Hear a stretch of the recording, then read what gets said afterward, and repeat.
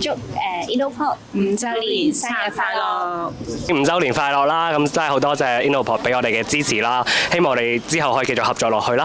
咁喺度祝 Innopod 5周年生日快樂啦！因為佢哋嘅工作係好重要嘅，期望佢哋喺未來嘅日子裏邊咧，可以幫更加多嘅同學同埋校友創業。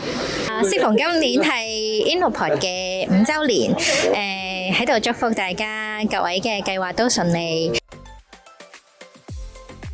因為咧，我哋就係做 Innopod 咧嘅壁畫嘅社企嚟嘅，一路睇住 Innopod 嘅誕生啦，探下我哋啲畫，睇下佢而家去到咩情形啦。我遇到嘅人都好 energetic 嘅呢度嘅人，大家呢度都係好 active 地跑上跑落咁樣去傾嘢啊、夾嘢咁樣。希望都多啲同Innopod 合作啦，咁或者我啲學生都有 project 可以喺呢度可以發表都唔定嘅。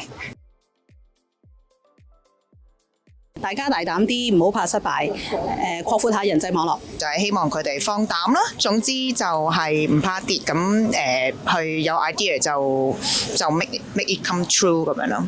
有創意就盡量去試啦。年青人放膽去，趁後生就試多啲就 OK 嘅。真係要唔怕辛苦。初創其實嗰個 journey 係好辛苦嘅，係啊，咁但係要有 passion 先可以 support 到你咯。唔好怕失敗咯，多啲嘗試。咁我哋鼓勵後生人最緊要大膽肯試，跌低咗最緊要識得起身，諗下自己第陣時出嚟嘅時候有啲咩可以承繼到或者貢獻到呢個社會。